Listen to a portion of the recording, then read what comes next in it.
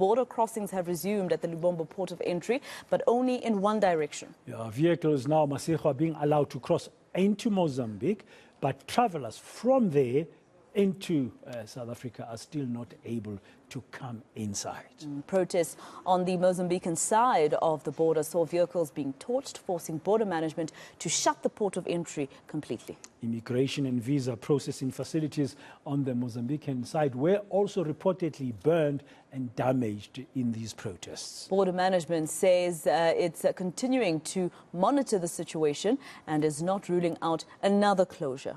Yeah, the country has been rocked by clashes following disputes over the recent election results. Border Management Commissioner Mike Masiapato, who Bradan will be speaking to in just a few minutes, says their main concern is the safety of travellers.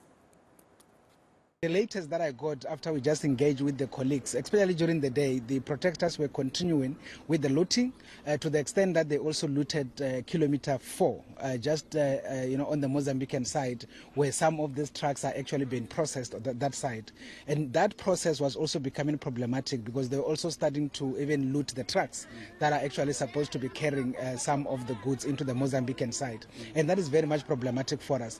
The good thing up to this point is that we haven't had a situation where any of the trucks had been banned yet, and that is actually good news. So on that basis, now towards the afternoon, things had kind of started to stabilize, and that is why we are getting to this point where we are now. The main issue is the trucks. As we have seen, the queue is very serious and very long. Some of the conveyancers did not necessarily go into the other ports as we had actually advised them.